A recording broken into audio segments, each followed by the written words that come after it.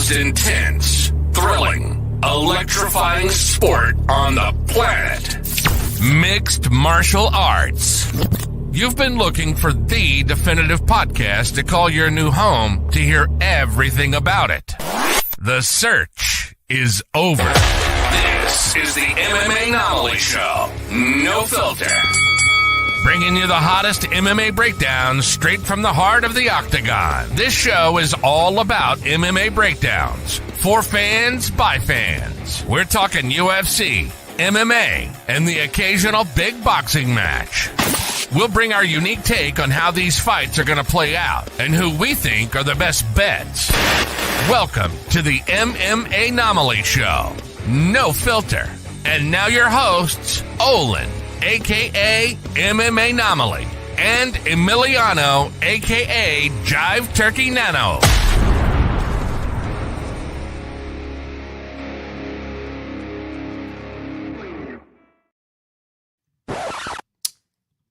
And we're back again without Nano, folks. But I'm not mad about it here, because we got the guy, the man, the myth, the legend. We got S-Dogs MMA up in this mother.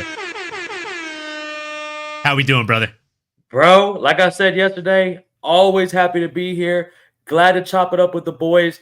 It's always great to be on this side of the camera rather than in them comments. But we do appreciate everyone in there. And excited to see what it's like with Jive Turkey back next week, brother. Let's go. Yeah, Jive Turkey will definitely be back next week, but right now he is definitely busy being a Jive Turkey on his honeymoon. So we'll leave him be, and hopefully he's having the best time of his fucking life right now with his lady. Sav addressing the elephant in the room right away. Who is this young man? Well, the nephew wants me to be Captain America with him this year for Halloween, and you know, Cap's clean shaven. So today we're clean shaven, folks. Yeah, as soon as I showed up to get my haircut today, my barber was like, "Okay, Clark Kent." so here we are. Here we are. Bro, I don't mind it on you. Like I said in the chat, brother. You took you down at least 24 years old right now. You're looking young. You're looking ready to go, bro. And we need to get this man old in a fight. What it looks like. Let's go, baby. I'm feeling strong. I'm feeling young. Let's go. Fucking love it, brother. I appreciate it. So, look, folks, we are here to talk about a very solid card. And it's one that doesn't even cost money if you've got ESPN Plus, right? We're talking about UFC Edmonton, a.k.a. UFC Fight Night Moreno versus Albazi. So, I mean, without further ado, we are going to start off from the very bottom of this card. We're going to work our way up, and we're going to get into all the good, juicy details, who we've got skin in the game on, and if we're placing any bets on any of these fights, folks. We haven't talked about this at all prior, so it's all going to be fresh discussion, folks. So with that being said, let's go ahead and jump into the beginning of the card. Ladies and gentlemen, we are live. That's right, Bruce. We are live with the preliminary card here. So the first fight of the night is going to be a women's flyweight bout between Jamie Lynn Horth and Ivana Petrovic. Look, I'm going to be honest with you. I'll keep it short and sweet here. 34-year-old Jamie Lynn Horth coming in at 6-1, standing 5'6" tall. She is 4 years older than her opponent, Ivana Petrovic, and has a 4-inch reach deficit. She also has one fight less than her opponent here. I mean, using basic MMA math and not having much skin in the game when it comes to this fight, I gotta think Ivana is probably going to be the favorite here, even without looking at the odds. But after looking at the odds, you see that she's actually a dog. So Vegas obviously knows something I don't about these two fighters. I'm hoping maybe you can fill me in, Sterling. But if not, I mean, if you don't talk me off the ledge, I might have to bet on the dog here. Bro, I'll be real honest with you. Betting on the dog is exactly what I'm going to do as well. I'll be real with you. I don't even want to BS the folks. That's what it is, baby. We're rocking with the dogs. And shout out S-Dogs MMA Talk. If you're not already subscribed and followed, please go do it. We're here with the boys. We're growing. And if you're not subscribed and like to this man, like I said before yesterday, you're not even a real MMA fan. But back to what I was saying, air horns, baby. That's exactly what I'm here for. Back to what I was saying, bro. I do not know much about either of these two ladies. But what I do know is Ivana is a dog. I have no idea why they have her as a underdog, but she's a straight up dog in there, bro. She's going to go in there, and this is going to be a pretty bloody fight, I think, for the first fight of the night, especially for a women's fight. I'm going to rock with Ivana on here. Folks, start out the night with a dub. I'm not going to lie to you. I don't think Vegas knows much about these females either, because I have no idea why she's a plus 170 dog right now, brother. I mean, plus 170 dog seems a bit steep in my opinion. And I love a good dog, especially if there's realistically, like statistically, there's a reason to bet on her, right? She's the younger person. I know the stat goes people over 35, right? But Jamie Lynn Horth is flirting with 35 right now as we speak. And Ivana Petrovic is coming into her MMA prime. I would tell you that MMA fight prime is between like 30 to 33 years of age, right? It's when the brain catches up with the body. And she's right fucking there, kid. She's also taller and longer. And I have reason to believe possibly a little bit stronger. So I'm going to lean with the dog here. I just think it's the smart bet. And I'm with you, man. I think maybe Vegas didn't catch the memo on this one. Maybe they didn't do their research. But hey, I didn't do my research on that one either. One that I did do my research on, though, Sterling, is this next fight. It's a bantamweight bout between two fucking dogs. Brother. Okay, we got Chad Adelager coming in against Cody the Renegade Gibson. My goodness, brother. This is just an absolute barn burner of a fight. It's got fight of the night written all over it, in my opinion. And I'm going to let you take the lead on it, man. Tell me what you think of this fight. And, I mean, they're both dogs, but do you have a dog in the race here?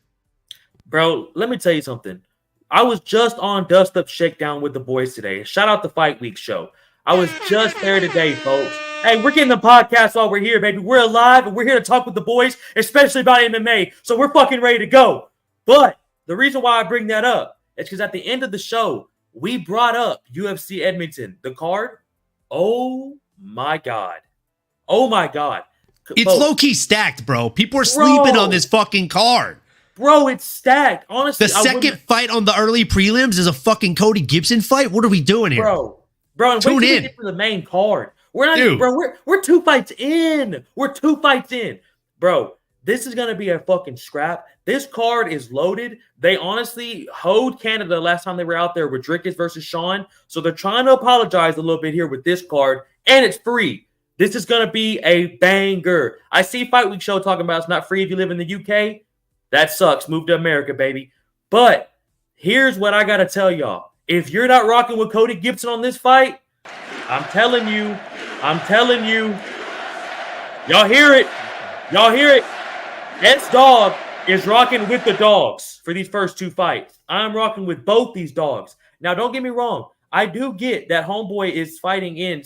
I know he's fighting in Canada. It's his home country. First time he's fought in Canada in the UFC, so he's going to come out with some fucking intensity. But, brother, do not sleep on Cody Gibson. If you did not watch The Ultimate Fighter with Conor McGregor versus Chandler, you missed out. Great season, great fights. And like my man over there, Olin's doing, this man has amazing technique, just like my brother over there. The range-finding capabilities of this kid, man. Oh, bro. His distance control is so nice. And honestly, he's gritty as fuck, man. Gage Guidry in the chat here said Cody got that, and I agree, brother. Cody got that. 2 for 2 with dogs. I mean, look, I feel like, you know, me and Nano. One of the things I love and hate is how much we disagree. Me and you are doing a whole lot of agreeing right now, brother. I'm not mad about it, bro. And like shout out Jive Turkey, but. Bro, I can't agree with you on these. This right now, we're seeing eye to eye on everything, bro. And like I said, we're just 2 fights into this card. Man, these fights are going to be absolutely incredible, man. And great job leading this one out. Like, look, these guys, what comes to mind when I look at this fight is obviously 2 things. One, this is the second fight of the fucking night. Are you serious, dude? Woo. And 2, man. Experience. If I had to sum up this fight in one word, I would just say experience. My gosh. Between these 2 men, they have 50 plus professional fights. Oh It's my insane in today's day and age. So many people in the UFC are coming into the game with like 6 fights, 5 fights. I mean, we just saw Rebellis Despain, rest in peace. He just got cut from the UFC just this week.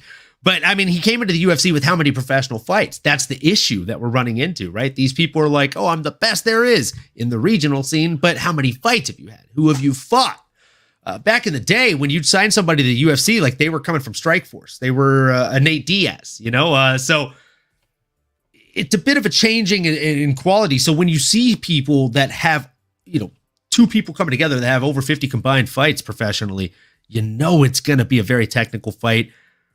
But with these guys, it might just end up being a fucking dogfight, Sterling. I mean, come on. Cody, the Renegade Gibson, 21-10. He also has a reach advantage of what? 6.5 fucking inches? Bro, he's huge for bantamweight. He is huge for a 135 pound so fighter. Large. Bro, so big. And like you said, just that distance and that reach sucks. If you've never sparred before in the chat, or if you have sparred before, you know exactly what we're talking about. When you can't, even if a guy has a hand's length reach on you, it still sucks, bro. It still sucks. Much less when you're at that lower weight division, because it's so much harder for longer guys to be there, like a Sean O'Malley, a Corey Sandhagen. And then when you get one of these guys in there as well, bro, he's going to shake shit up, bro. Folks, I'm telling y'all, 2 for 2 with the dogs here if you want some cheddar. Absolutely, man. And look, I mean, if you haven't sparred, I like to try and break it down for folks both that have trained and haven't trained, right? And I think the best analogy that I can come up with here, folks, is if you have an older sibling, or if you are an older sibling, or if you've seen a movie where there is an older sibling, right? I'm sure you've seen where the older brother's doing this and the little brother's swinging and he can't even touch him. And the older brother's just touching him up. That's what it feels like when someone has a 3-inch advantage. This man has twice that much. Woo! He's got a 6.5-inch reach advantage. I mean, you pair the fact that this kid has great upper level striking, in my opinion, in the bantamweight division, with the fact that he also has really solid grappling abilities. Come on, kid. Great ground game too, bro. That's a great ground point. game. Great ground game, bro. Very slept on ground game from the bottom too. He's really strong from the bottom. Dangerous with the submission threats from the bottom. Got a nasty triangle, like nasty guillotine.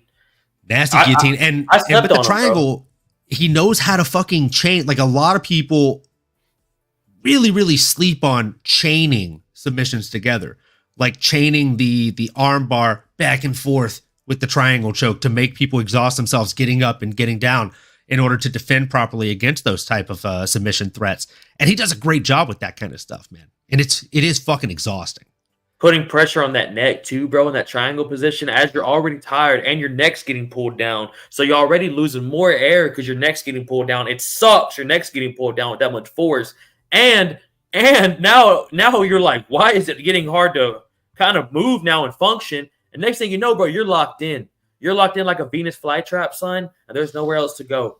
You're about to go to sleep in about 6 seconds. Nasty, brother. Work. Great 2 fights. Great way to start the card. And if you pair those two together, just straight money line, you get Cody Gibson. So he has actually shifted to a -192 favorite on DraftKings Sportsbooks.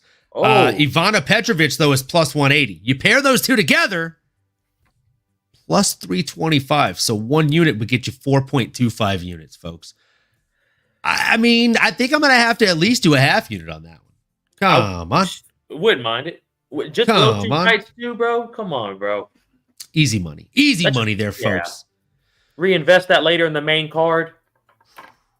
And speaking of investing in the right person, we might have to make this just a 3-leg parlay before we lock this in, because we have another bantamweight bout coming up after this. We got Sergey Sidi coming in against Garrett Armfield. Garrett Armfield is definitely a fan of this podcast, definitely a friend of this podcast, and we are definitely fans of him, folks. Garrett Armfield, we'll give him a couple of those fucking air horns, folks. This guy's the fucking man, okay? Big fans of him. Dude, I should have worn my Garrett Armfield shirt. What am I doing? Ah, Goodness. bro. Oh my gosh. As you You're do your rocking the hits, breakdown, Mom?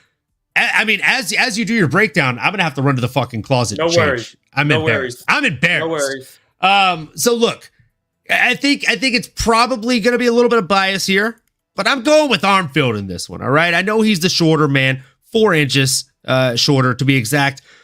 But we talk about this on this show very often. If you've tuned in, you've heard me say this phrase, ape index, right? That's what they call it. All right. I didn't come up with that phrase. I feel like it makes every single person I mention it around laugh. But ape index is the measurement of your length of reach versus your length of height.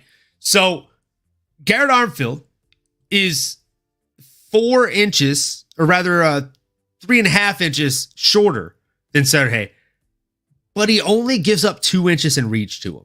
The guy's got a great ape index. And on top of that, because of his low sense of gravity and the fact that he does actually have a good grappling pedigree, he can always threaten that. The lower the sense of gravity, the better you are at grappling against your opponent.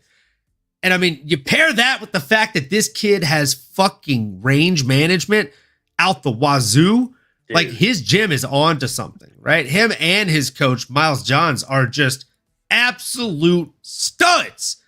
And I mean, the way that he lands strikes, he peppers you up almost in a Nate Diaz and Nick Diaz kind of way, in the fact that he lands these soft peppering strikes, and then out of nowhere, bah, bah, he comes in nice and fucking strong. So I gotta go with GA in this one. Give me Garrett Armfield. And if you add that to the parlay with him being a plus 120 dog, that ups the odds. That ups the ante to plus 836. So 1 unit would get you 9.36. I think I might have to do a half unit on that one. We'll have to see. Brother, I'm not talking money Moicano, but show me the money. Let's fucking go. Show me the money, bro. Honestly, bro, you summed that up perfect. That's exactly how this Garrett Armfield fights. This dude slept on, bro. Not a lot of people know about Garrett Armfield. He doesn't get a lot of notice, but this dude's a monster, man. The fact that they got him as the third fight on the card as well really, honestly, just goes to show you how great this card is, bro. This card is stacked. We literally start the night off with 3 absolute bangers, folks. And by the time you get to this, like my boy just said, Olin over there, you're already going to have that 3-fight parlay down. You're going to cash out on that cash, and you're going to make that motherfucking money, baby. If you're wondering, if you just joined in right now while my man's response is loading, because he has to show support and love to the homie Garrett Armfield, who, like you said, is a fan of the show, fan of just the homies on MMA Twitter, just a longtime supporter of everybody. So this is exactly why we have to rock with the boy Garrett Armfield, even though he is fighting a Ukrainian assassin in Sadis. So, and I know I probably butchered that name. So if you're listening in the chat, that is what it is. Names get butchered over here. And I'm not talking Brian Battle, all right? But sometimes shit gets butchered. And now my man is back with the right attire, looking nice and fly. And now we can send this to Garrett Armfield to let him know how the fuck we're rocking and who we coming with, baby. Y'all see the back of the shirt? Y'all know who the fuck we're rocking with over here? US fucking A, baby. America, a fucking United States of the world versus Canada, baby. Coming at you hot. Garrett Armfield, second round, KO.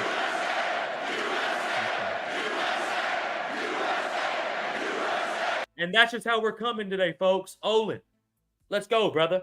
No Canada slander here.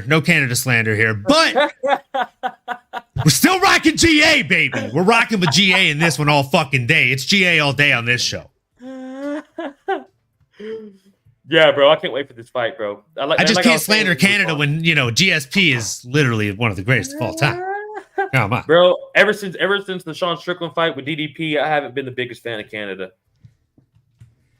So I'm a little butthurt. That's what it is. I'm a little butthurt. I come at Canada a little fucked up sometimes, but that is what it is. But Canada, you are putting on a great card this week, and I'm very excited to see what y'all got going on. Do you know the start time of this card, Olin? So the start time of this card is Pacific Standard Time, 2 p.m., which means for you folks, it is going to start at what time? 4 p.m.? For Texas, yeah, it'll be 4 p.m. us and 2 p.m. you. Fan-fucking-tastic. That's not bad. Not bad. Better than last week.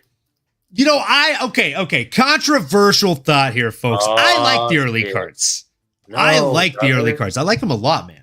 What do you I feel you. They're not bad, but bro, there's nothing better than getting the boys over, getting some pizza. It's the end of your day. You did whatever you had to do Saturday. You got your workout done. Have you got some your beers. You bet shots on the entire main card. Everybody's having a fucking good ass time. I mean, bro, them's house rules. I get it. Them's the rules. Them's the rules, brother. Them's the rules. But I'm not gonna lie to you. Like there is something really nice about waking up and just being fucking entertained by skilled violence from the moment that you wake up in the morning, brother. Like, come on. It's a good fucking feeling.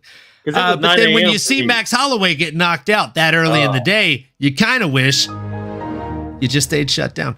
Bad jokes are always going to be here, folks. Bro, I'm hurting. I'm like, I want to laugh at it. I'm still trying to get over that. And it's going to take me a couple more days. Howdy from Texas, too. Let's go. Shout out Texas in the house. Shout out Sav. We got Texas in the chat. We got Texas right there. Let's go. Hey, y'all see the flags? Let's go, baby. Just man the air horns.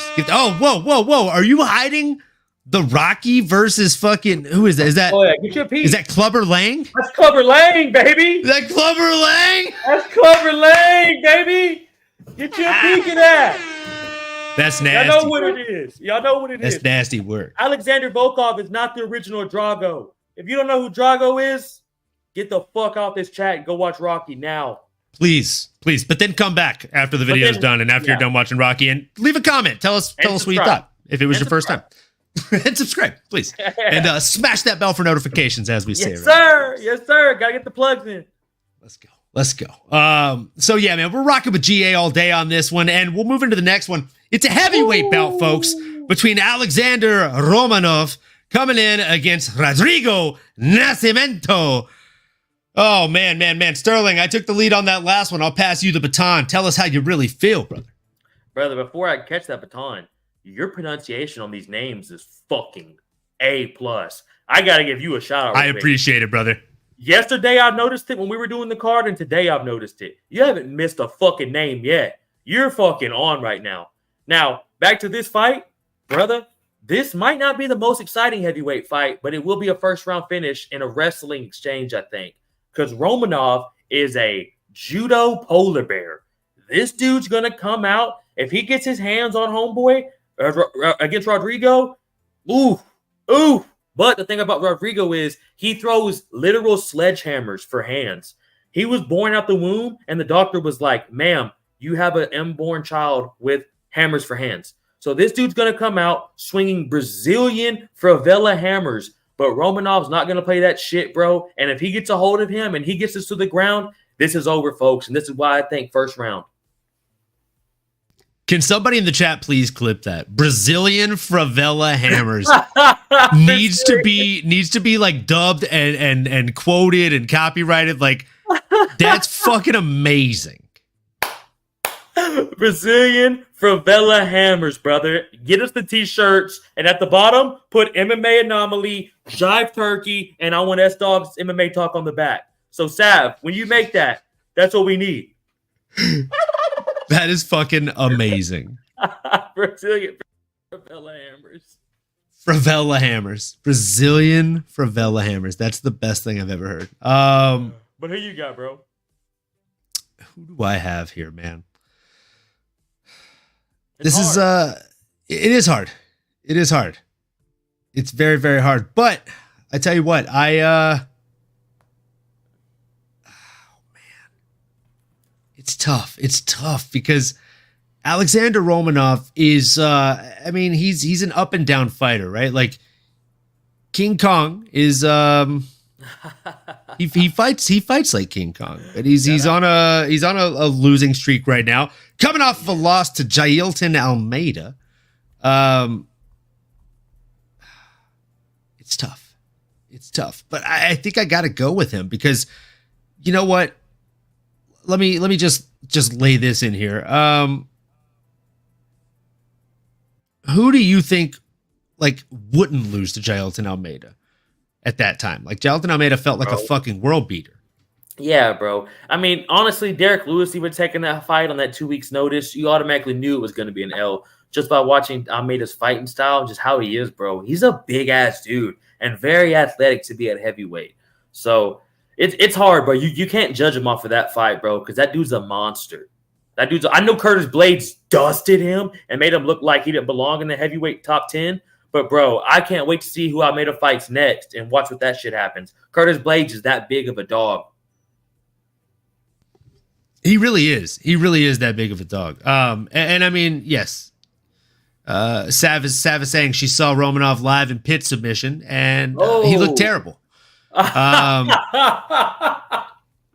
You know, I'm here to tell you, she's not wrong. He lost to Roosevelt Souza via heel hook at the 5-minute 21-second mark of round number 1.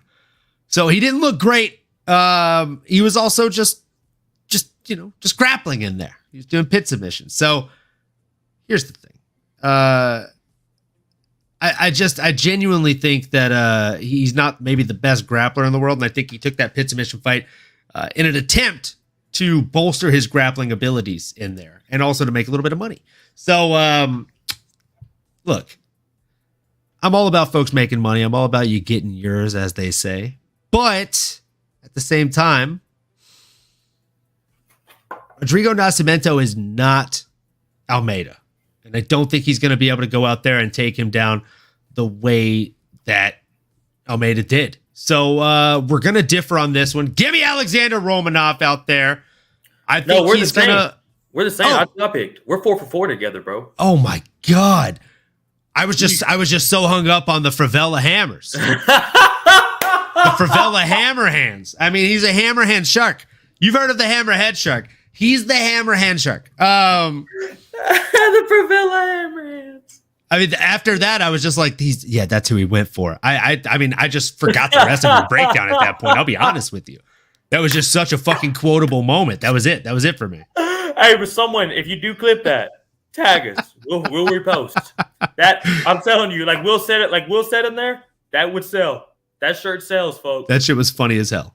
All right, we are 4 for 4. Holy shit. All right. I promise you, folks, we didn't plan this. This is literally, we're talking Lord. As y'all are finding out, I'm finding out what Olin's thinking as well. This is incredible, dude. I mean, and folks, if you did decide to put those 4, and again, if you do bet, make sure you bet with money that you are 100% okay with losing and sending to the bank. But if you've got $1 to bet, you could literally put $1 on this 4-leg parlay, and that $1 would turn into almost $20. Free meal. That's free meal. Free meal. And if you felt so inclined, you could put $100 on it and then make almost $2,000, $1,829. That's free rent. It's free rent. You know what I'm saying? So Ivana Petrovich, Cody Gibson, Garrett Armfield, shout out GA, and Alexander Romanov. Those are solid too, bro. Those aren't forced. Those aren't silly picks, man. No. Those aren't silly picks. So if you feel so inclined, definitely feel free to do that. I'm considering it. I'm definitely considering it. So I'll put 10 on it. Free meal 5 years ago, Gage Guidry said. You're not wrong. You're not wrong, my friend. That's a good one. That was solid. So we move into the next one, folks. We have a featherweight bout between Jack Shore and Youssef Zalal. Shit. Now, I'm torn here because Jack Shore's dad follows me on Twitter. No. But Youssef Zalal, I met this year at International Fight Week, and I got to tell you, one of the funniest guys and some of the best energy of anybody I've ever met. Like That's him dope. And Rude Boy Randy Brown were just cracking jokes, like they were doing bunny ears behind each other and shit for pictures. He just is such a fun guy, and he's such a strong kid.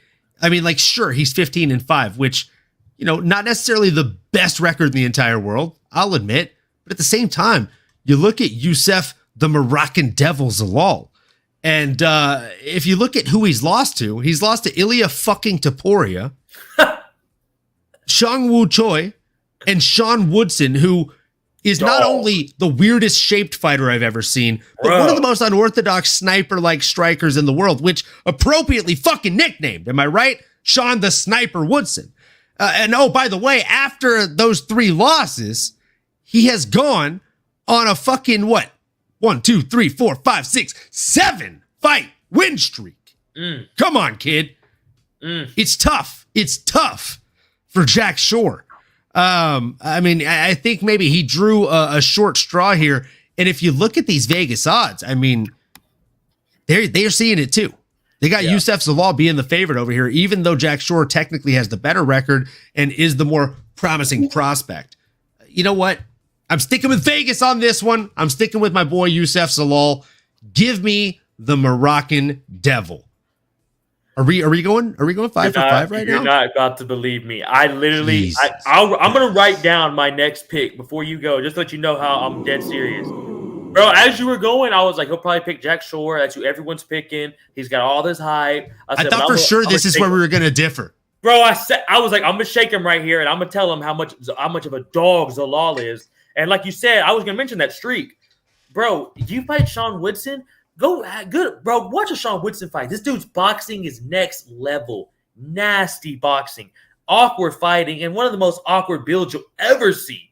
But he makes it work. Zalal's a monster, bro. The Moroccan Devil is the perfect nickname for this dude. This dude gets in there, and I'm telling you, folks, do not be surprised if this fight's over in the first round.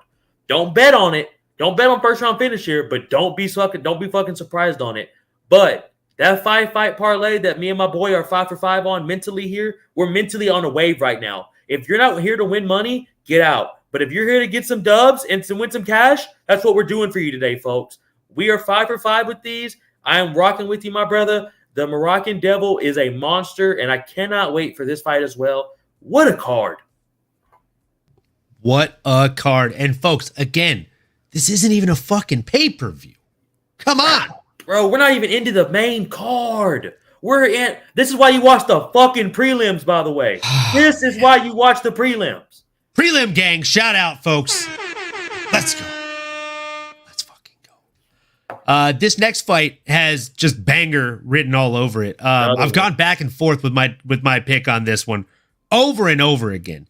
It's a bantamweight bout between Charles Air Jourdain and Victor Henry, who, I mean, like, come on. What are we doing? He's just incredible. Both of these fighters. Victor Henry puts on a pressure and a pace unlike any other, and Charles Air Jourdain has an intensity in his striking and fighting style, again, just unlike many others.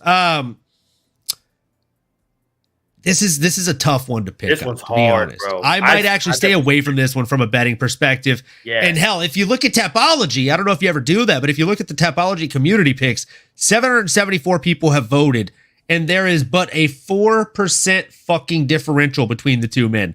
Jourdain is edging at 52%, Henry at 48%. And I gotta be honest, waking up this morning, I was on Victor Henry. Right before the show, I'm like, you know what? I think maybe Charles Jourdain lands a crazy kick or a knee to the body as Henry's shooting in for a takedown, takes the wind out of him, and then from there just shoves him back and starts opening up on him with just a whole barrage of strikes to get the finish. Give me Jourdain in this one. I like his striking, and I do think that the grappling of Victor Henry could prove to be a problem. I mean, and he's also a prolific striker as well in his own right. But I just think that Jourdain has been vicious looking as of late. And I know that he's coming off a couple losses. I'm aware, right? But again, those losses are fucking Sean Woodson and John Silva out of Fighting Nerds. Come on. John Silva might be the best guy coming out of Fighting Nerds. I'm going to throw something absolutely crazy out here and say that I think John Silva might be the guy to beat Ilia Topuria in 2 years. Wow. You heard it here first. Clip that, bro. And honestly, if y'all don't know who John Silva is, Jesus, bro, this dude is a This dude fought Drew Dober at 155 and doesn't even fight up there. Just took the fight on 2 weeks' notice after just demolishing a guy. And I don't know if y'all seen the Drew Dober fight yet with that. Just look up the Drew Dober picture, folks. And if you haven't even watched the fight, that'll show you what this man does, bro. I'm telling you, bro. I'm with making the walk. I'm with making the walk. I really like that. But brother, I gotta tell you, we might separate right here. Our 5 for 5 might leave, and this is the only reason I think it will. I know. I wanted to, brother. I wanted to bandwagon so hard, and I was like, if he goes Henry, we're gonna rock here. But bro, this is like you said. I would not bet on this fight. This is a pure enjoyment fight. This is sit back, literally spark you up a joint, get you a drink. Your friends that are over, tell them to stop talking. This is when you sit back and enjoy violence. Bro, who's Henry's coach? The God of War? Old school fighter, the God of War. Why can't I think of his name right now? Old school UFC guy. He's a monster. If you could look that up for me while I'm talking, brother. I know exactly who you're talking about, too. He's a heavyweight fighter. Yes. Fought in Bellator, fought DC, fought in UFC. Yes. Why are you looking that up? So this is the reason I'm going with him. I love his coach, bro, and I love the mindset that he puts with Victor Henry. You can hear him screaming to Victor the whole entire fight. I don't know if you watched the Barcelona fight or the Barcelos fight with him, Victor Henry and Barcelos. Brother, war. Every fight Henry's in, bro, he never bleeds somehow, and he's in these absolute fucking scraps. Josh fucking Barnett. Thank you. Josh fucking Barnett, the god of war. Give the God of War a couple air horns, baby. That is, folks, you casuals have no idea who that is. And it's a shame. This dude is an absolute monster. And he puts that mentality into Victor Henry the whole fight. And you can hear it. So that's the only reason I'm going with Henry. I fucking love Charles Jourdain. And I think maybe the only reason I'm splitting it is maybe because we don't go 12 for 12 at the end of the night, brother. But I do see Charles Jourdain winning, just like you said. That dude is nasty. I pray to God this is a kickboxing fight, and making the walk, I'm 100%, brother, 100%. This is going to be a great fight, and honestly, after this, it just gets even better. It truly does, man. And yeah, Josh Barnett is an absolute fucking legend. I do love hearing his voice in the corner. Like, I need you to walk this fucking guy down, okay? Yes. Like, he's super intense. Like, he's not yelling. He's speaking just loud enough to where you have to fucking listen. But the intensity in his voice, man, yeah. Love Josh Barnett. Love seeing him in the corner, and absolutely love this fucking fight. Speaking of fights that we love, okay, we have a fight between Ariane Lipski and Jasmine. Yes, it this fight is absolutely incredible. Okay. We here at this podcast are absolutely huge fans of Jasmine. Yes, it we think that is just an incredible fighter, right? And also, Jasmine has a fantastic name. Very easy to say. Yes, it just rolls off the tongue. So, you know, for those of you that are pronouncing it wrong or ever have pronounced it wrong, this is for you. It's actually Yesidavicius, but so bro, you are wicked with that soundboard. Bro, you are wicked. I know my eyes look slanted right now, folks. I'm a little faded. But brother, you are wicked with this soundboard. I can't believe you already have that built in there. This is another reason why you should like and subscribe to this, folks. But get back to what you were saying, bro. Let's go. This fight is going to be very, very fun. I think, you know, Ariane Lipski needs to string a couple of wins together. She's definitely had an up and down career. And meanwhile, Jasmine has just looked like an absolute fucking killer. Okay, folks. Again, big fans of this woman here at this podcast. And this fight is no different. She's fighting on home territory. Okay. So Jasmine has a little bit of an advantage here. Okay. So if you have Lipski on your parlay, at the end of the day, you might have to. When my girl, Jasmine, lays it down and gets it done. I usually have a strict rule in not betting against fighters I have met in person. And I actually touched Lipski's hand at UFC San Diego as she was walking out to her fight. But man, again, I can't bet against. So that's where my money is. Give me Jasmine all fucking day, kid. Who do you have in this one, Sterling? And tell me why it is probably. You took the words right out of my mouth. You go ahead and hit that for me one more time. That's who I'm going with, folks. This is when your boys get back on track together. We're 7 for 6 with basically all our picks. And honestly, I forgot Charles Jourdain's from Canada, so I almost want to change back to Charles, but I'm going to stand on my man on my word. But I know that is not the air horns you want to hear, folks. But let me tell you this. Jasmine is going to dominate this fight. I 100% got her. She has been through so many violence and just so many close fights for her, but as well as Lipski. Lipski's a dog as well. So like you said, I do understand why it's hard for you to pick against fighters like that. Shout out to you touching her hand as she walks out to UFC San Diego. But I'm going with Jasmine. Fill in the blank. And, yeah, that's who I'm rocking with. Me and Olin. We're back on track, folks. 7 for 6. And that's another fight you might not want to put money on. You might just want to enjoy. Abso-fucking-lutely. And I mean, again, if you've been saying it wrong. It's actually Yesadava Chess. Folks. So we're here to tell you how to say these names. And we're definitely here to tell you who our bet is. Give me Jasmine for the last time, folks. Definitely not the last time you'll hear that soundbite on this show. Because next time she fights, we'll be queuing it up again. With that being said, we move into the main event of the preliminary card. It is Ayman Zahabi coming in against Pedro Munoz. Now, I think, there's two things you folks should know. Whether you're new to fighting or you've been here a while, I'm going to break it down for you. Ayman Zahabi. Why does that name sound kind of familiar? Well, probably because he is the relative, the younger brother of Firas Zahabi. Okay? Now, Firas Zahabi is the guy that trained GSP. So, a little bit of notoriety on there, right? Put some respect and maybe some air horns on that guy's name. And Pedro Munoz, we gotta address the elephant in the room here, okay? Can we please just drop the part of your nickname that says young? Can we just go by the Punisher, right? I mean, he's 38 years old now. Like, Young Punisher just doesn't seem like the apropos name here, folks. I know it's a bit of a bad joke, but you got to drop that young, right? Now, with that being said, in this fight, it is not necessarily a young man's game. We got a 36-year-old coming against a 38-year-old, 5'7" versus 5'5", 68.5 inch reach versus 65 inch reach. Not huge gaps or differences here. Right. So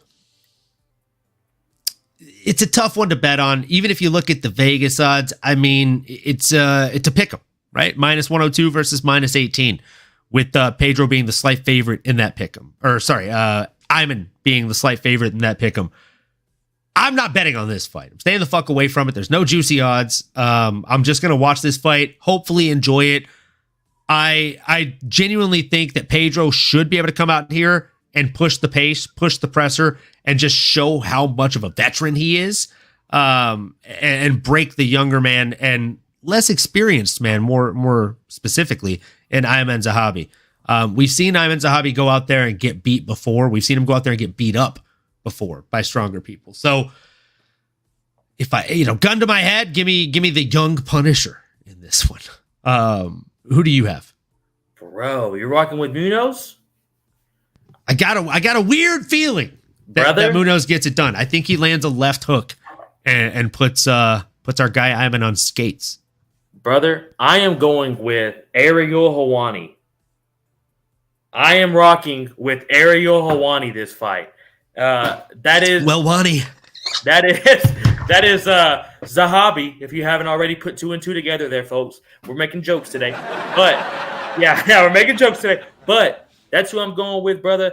Just mostly based off the fact his brother's one of the greatest coaches in the world living today. He really is. Really he's the greatest, bro. He has the greatest mind. Zahabi's gonna come in here and put on a war. It's in Canada. He's from Canada. He always comes on and puts exciting fights on, bro. He can wrestle. He can do jiu-jitsu. His striking is not bad. I did not know both the gentlemen were older 35 though. So I would bet this fight doesn't go to decision, but I wouldn't bet on the winner or loser of this fight. This is a great fight to watch. Like you said, it's 100% a pick 'em. This goes either way. If these guys fight 10 times, they both win 5. So it's going to be a great fight, brother. I can't wait. I'm going with Zahabi, but also let's just turn it to the Punisher. Let's get the young out of there, baby. Absolutely. Drop the young, keep the Punisher, and keep it fun, man. Keep it fun in there. So now it's time, folks, for the main card to get started here. It's time! And the first fight, we have a welterweight bout between Mike Malott coming in against Trevin 5-Star Giles. Look, Trevin Giles is 16-6. Mike Malott is 10-2. In the last fight that Mike Malott had out there, as we say, it's tough, right? He was riding the ultimate high, and then he went out there and went against someone that just gave him a little bit more than he could handle. Made him essentially quit out there, did Neil Magny in round 3. Just ground and pounded him out, and it looked like Mike Malott did not want any part of it. But we got Proper coming in there against The Problem. Trevin Giles changed his nickname from 5-Star to The Problem. I'm not mad at it. But I got to be honest with you, man. I think The Problem is going to have problems given to him by Proper Mike. The thing is, they called Mike Malott Proper at Team Alpha Male because everything that he does seems proper. And I completely agree with the California kid in that. Because everything he throws is very pretty, right? Like when he throws the jab, he turns it over. When he throws everything he throws is just fundamentally sound. Now it's a matter of, can he go out there and take these shots? Can he go out there and take the hits? I think he can. I definitely think he can. When it comes specifically to Trevin Giles, I think he can. Because if we're looking at who's given Trevin Giles problems in the past, again, Carlos Freitas, like fighting nerds, we just completely discredit those. Like those don't even matter because those guys beat everyone. Gabriel Bonfim, getting beat by one of the Bonfim brothers is not necessarily the worst thing, but it's also not the best thing. We've seen those guys go out there and get dominated and also quit in fights before. And by the way, Mike Malott beat this guy in a grappling match just back in 2022. Fun fact. Wow. So there's a little bit of added confidence going in there. So give me Mike Malott. Fayaz Ahmad says Mike Malott. L for love, brother. Let's go. It's L for love here because Mike Malott about to go out there and get a proper W. And while you give your breakdown, I'm going to do a proper shot. So let's hear who you got. Is it Mike Malott? Well, brother, I'll surprise you at the end with it. Trevin Giles is from Houston, Texas. He's a Houston, Texas police officer. It's hard for me to root against my dude over here. You hear that, folks? This is a Texas thing over here. We got to rock with every Texan on the card, which there's another Texan on this card. I'm going to save it. But when we get there, good chance this computer crashes. But come on, don't be crazy. We're good. Hey, it's going to get wild. Turn your fucking volume down when we get there. But for this fight, I'm 100% with my brother Olin. I hate to do this to all my fellow Texans, all my fellow Houstonians, everyone watching in the chat. I have to rock with the Canadian Mike Malott based off 2 things. 1, I did not know they grappled. That was insane that he's already beat him.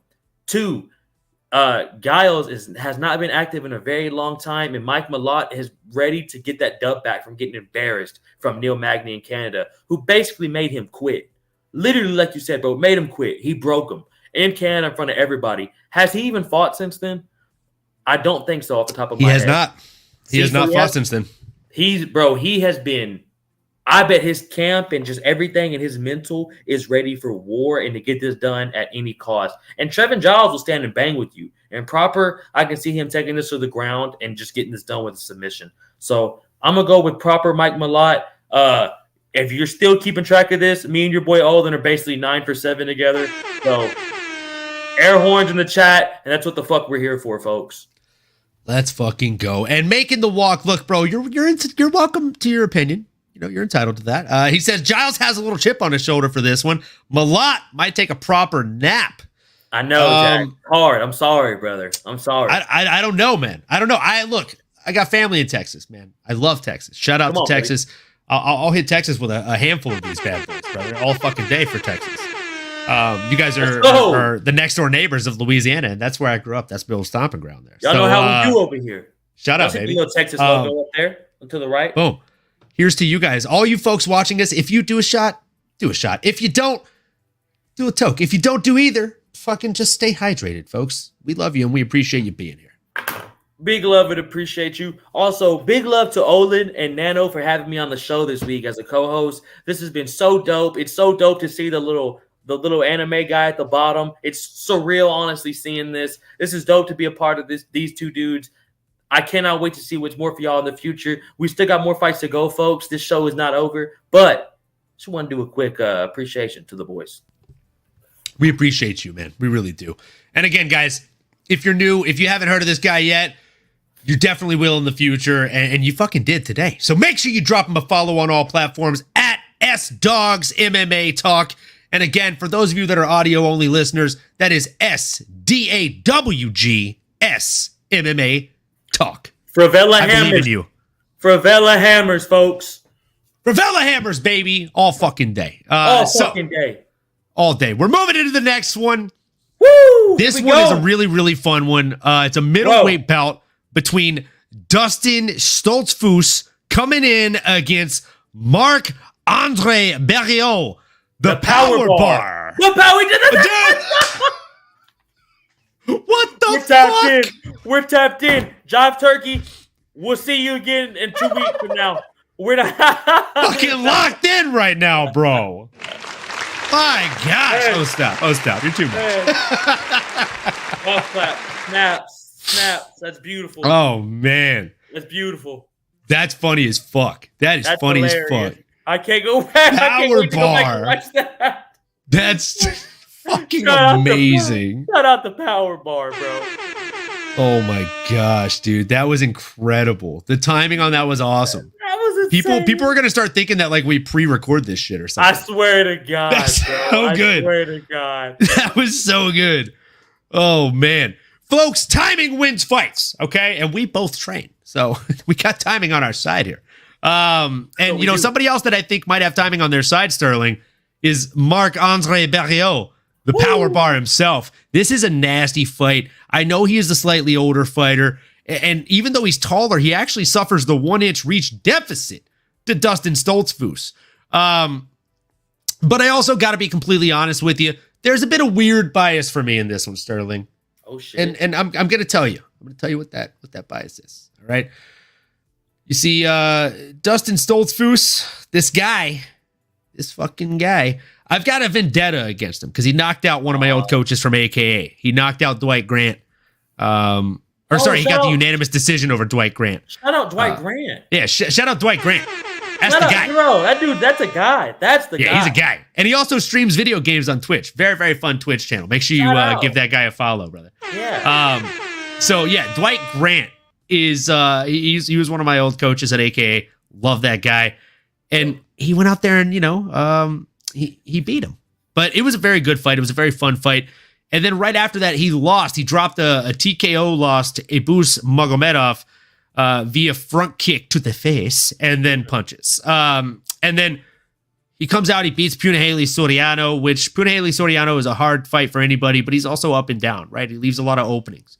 Yeah. And right after that, he goes out there and fights Hulk, Bruno Ferreira. Mind you, he was the Hulk for this fight. He had blonde hair, so he was like plus 10 strength points, if we're talking RPG. So he lost that fight. Again, this guy's he's up and down. So if you do some MMA math, he usually wins one, loses one, wins one, loses one. He's due for a win. With that being said, let's talk about Mr. Power Bar himself, Marc-Andre Berriot. This guy is also on a bit of a downhill trajectory right now. But let's talk about why. Okay? Who has he beaten inside of the UFC octagon? Well, I'll tell you. He's beaten Abu Azaitar, the guy that snuck potatoes into Abu Dhabi. Mr. Potato Head is what we like to call him around here. He also beat Dalka Lungiambula. If you don't remember that name, that's fine. Forgettable name, unforgettable physique. Have you seen that guy's body? I mean, fuck, super envious. No, Dalka Lungiambula, he just looks like, if you close your eyes and you're like, scary MMA fighter, that's what he looks like. That's the guy. You don't even have to Google it. You just got it right. I guarantee you. And then after that, he fights another guy that looks very scary as an MMA fighter, Chitty Njokuani, someone who we call Chitty Chitty Bang Bang. That guy starts him in 16 seconds. Monster of a man. Then he comes out and fights Jordan Wright, who, you know what? I'm going to come out and say it. I wanted to see Jordan Wright do good. Okay. I wanted to see the Beverly Hills Ninja come out there and do it. Okay. He's a funny fighter. He's an interesting guy. And I liked him in the way that I liked Ryan Hall. It's that's a great bro. Bro, you fucking nailed that. It's very interesting to watch him fight because he's got such a, I don't even want to say goofy style. It's just a different style. And you're like sometimes when he's fighting, you're like, is he genius? And then other times when he's fighting, you're like, is he doing a bit right now? Yeah. But then he'll pull off a knockout out of fucking nowhere. That's what I'm saying. Same shit with Ryan Hall. Like Ryan Hall would he would throw some goofy shit and I'd be like, yes. Is he doing a bit right now with this fucking spinning back wheel kick to falling on his butt right now? And then I saw him do it on BJ Penn, and I'm like, hold on. I forgot just come on. Like, oh my God, I forgot that even happened, bro. It's so nasty. Bro, he ripped the fucking muscle off of his bone. And then tried to do MMAnomaly rolls against Topuria. And Topuria was like, that's cool. That's cool. Hey, bud. That's cool. Here's a hammer fist from the heavens. Spanish hammers. You want some fucking Matadorian hammers? Well, here you fucking go. And he's Georgian. So have some Georgian Spanish hammers. Georgia. Shout out, Ray Charles. There you go. That's a minute. Fucking culture. Let's go. Hey, you know how we do over here, baby. Let's fucking go. But, brother, one thing before I tell you who I'm picking over here. Honestly, have we even got you? Who are you rocking with? I still haven't got who you're picking. Oh man. I'm picking the fucking power bar. Let's go.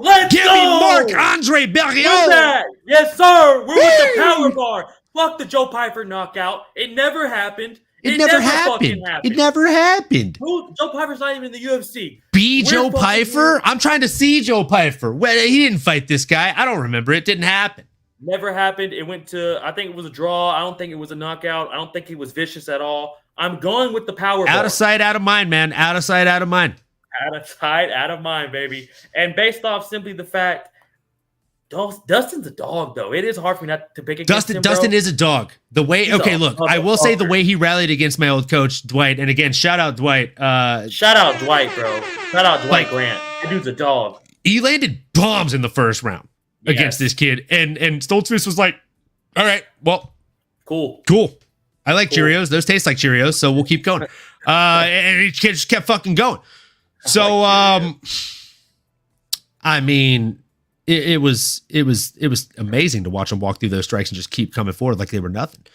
So if he does that on Saturday, I'm gonna be a little bit worried because we have seen Marc-Andre Berriot kind of fade a little bit. And you know what? Look. Yeah, we have. Sterling, I'm not one to talk shit. Okay. I do my best to toe that line and not be that guy and talk shit. Yes. But if you've watched a handful of episodes, you know there's probably one coach that I do talk shit about. Shit. Who is it? And it's that guy at Killcliff. I'm talking about that guy that walked out in the middle of a fucking fight while coaching his fight, Anthony Rumble Johnson, against Daniel Cormier for the second time.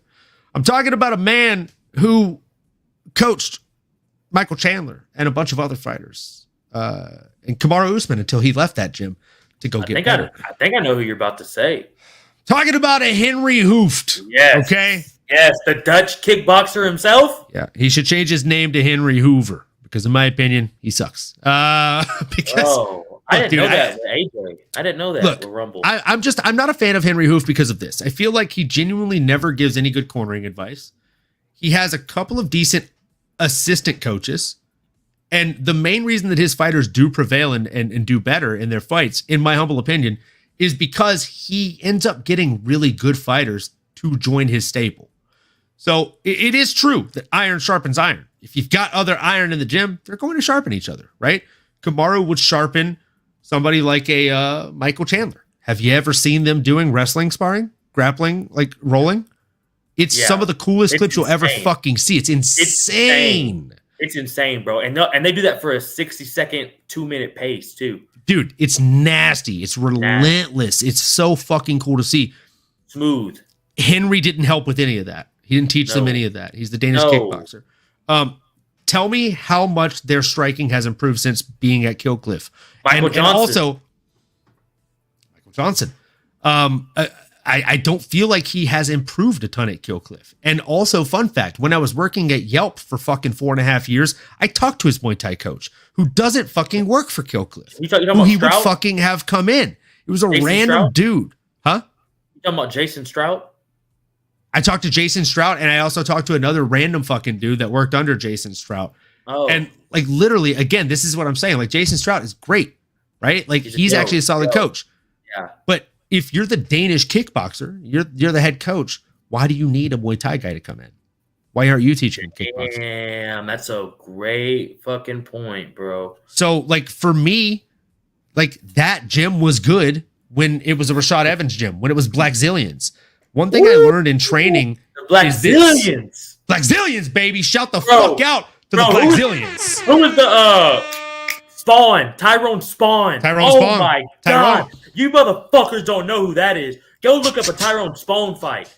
That's a motherfucking killer. The elbows are nasty from Tyrone, bro. Oh, bro, Michael Johnson, Rashad Evans, Kamaru Usman, murderers. The list goes on. And then when they had that weird management situation, they brought essentially they brought in Henry Hooft, and then things switched over and it kind of died down. And then Henry Hooft essentially took over all of those fighters that were from that gym.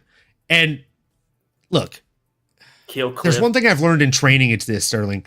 If you're going to a gym or there's a gym near your MMA gym or whatever the case may be, if there's a gym in town and they change names every year or two, that's not a good look. You know what? Fuck it. Let's take it back, kid. If there's a mechanic shop and they change names every 2 years, what do you think is the reason? Yeah. They're not changing names because they got 5 stars on Yelp, kid. That's a great point, bro. Me personally, how many times have they changed names? I had to look up what it's called right now because it's Kill Cliff. Before then, it was like 25-8 or like 24, whatever the fuck it was. Like they've literally changed names like 4 times. Yeah, bro. They're trying to get that American Top Team regimen. They're trying to get on that. Trying to think of the guy who runs. With all due respect, like train a staple of fighters, don't change your name. Like Alpha Male has always been Alpha Male, aka has always been Alpha Male. Oh, and by the way, the one you're referencing, American Top Team, to my knowledge, has always fucking been American Top Team. Fighting nerds, always going to be the fighting nerds, baby. Shoot a box. Always going to be the fighting nerds. Box. Shoot the box, Shoot bro. the box. You want to talk about Brazilian hammers? Wonderlace. These motherfuckers don't know about the ex-murderer. Shoot the box. Doom, Charles Oliveira, Charlie Olives. You motherfuckers get me so pissed off sometimes about your knowledge of MMA, and I know you know who I'm talking to. You know who you are, okay? And you need to subscribe to UFC Fight Pass so you can watch these fights. We're not sponsored by them, but you know what? If we were, brother, it would just be like getting free fatalities. You know what I'm saying? Fatality all fucking day. You're nasty with the sound bar, and you are fucking nasty with the commentary, my guy. I love having you on. Look, man, we're moving forward into this light heavyweight bout between not Caio Barallo, but Kyle Machado. Okay, it's not the same. Same, but different. Coming in against Brinjison Hibiero, which is one of the funnest names to say. I don't know how you're saying these. So money for two episodes now. I've been on 2 straight episodes, and I've been in many of episodes in the comments. I've never heard you butcher a name. First try, too. It's not like you say that you're like, Verducio Rodriguez. it's quick, as smooth as possible, no fucking problems. But anyway, there's like one, I forget his name, but when I remember who it is, I'm gonna send you a message on Instagram and be like, this is the one. There's one Russian guy whose name I'm like, when I pronounce it, it's so bad. Zamid Magomed Sharipov. This man's Russian. This man's cultured. This man is fully fucking cultured. Bro, I'm a big fan of Zabit. Bro, these kids don't know about that either. These kids don't know. The man that broke bodies and then quit the sport so he could go and heal bodies as a doctor. This is a Marvel timeline. What is happening with this guy? Come on, bro. You fucking have no idea. You have no fucking idea. You have no fucking idea. But if you do, though, if you do, I know a lot of you probably do in the chat, and we respect you. And we love you. And if I could, I would hug you. Look, man. This is another one of those fights that's going to be a really, really fun one to watch. Am I going to be betting on it? I just don't know. But if I had to bet on it, against my maybe better judgment, I'm probably going to say give me Brinjison Hibiero. I think that this guy gets it done. I think he is a slightly better fighter, albeit I know he has more losses, obviously, right? But look. He's got a much better strength of schedule. Both men are coming off of 2 losses. I mean, they're both 3-2 in their last 5 fights. But the difference is you would have to look all the way back to 2021 for Caio Machado, aka Bigfoot. And look, I've never really seen a lot from this Caio Machado guy, if I'm being real with you. His last fight was against Dontel Mays, and he lost that fight. And if you've learned anything from last night's episode, it's that we don't fuck with Dontel Mays fights on this show, okay? Dontel beat him, so I'm not with it. I'm not down with that, all right? Yeah. And he also lost to Mick Parkin in the UFC. So ipso facto, since coming into the UFC, the dude hasn't won a fight. I don't think things are going to get better for him when he comes in against the Gorilla. And last time I checked, no one's ever seen Bigfoot. Tons of people have seen gorillas. And also last time I checked, gorillas have the strength of 10 fucking men. If you can't even see Bigfoot, how do you expect to see him win on Saturday? But I bet you can watch a gorilla break a man on Saturday. So give me Brinjison Hibiero by any fucking way he wants. I just think he has more tools in the tool belt. And I think the Gorilla is going to go out there and get it done. If I had to put money on exactly how I think he's going to get it done, I say 2nd round knockout. Bro, based off that last 10 seconds of your analysis, I'm 100% going with the Gorilla as well, brother. I was already going with him. If there was any second thoughts or doubt on my mind, it's officially cleared now. Hey, how about this? Fuck Bigfoot. Never been seen, like you said, in the world. Is he even a real thing? What even is he? Is he just a giant person? Is he a gorilla under low-key movements? That's a gorilla, folks. That's not Bigfoot. Got gorillas in the chat, brother. That's real life shit over here, baby. I'm rocking with the Brazilian gorilla. He's going to be throwing Favelian hammers, and we are going with that gorilla. And there's another gorilla coming up next that we are also fucking going with, folks. Hell the fuck yes. And what this man is talking about is a heavyweight bout between Derek the Black Beast Lewis coming in against Jonata Denise. This fight has just fireworks written all over it. Obviously, Jonata Denise. I mean, this guy's 33 years of age, 6-year age difference. A lot of times you're supposed to go with the young man here, but I'm going to let Sterling take the lead here and tell us why in this one, we're not doing that. We're going to see a young man die. We're going to see a young fighter come out here and get absolutely murdered. If you've seen Curtis Blades knockouts, if you've seen all the prior knockouts before this, Volkov, all of them, he's about to make those look like fucking child's play.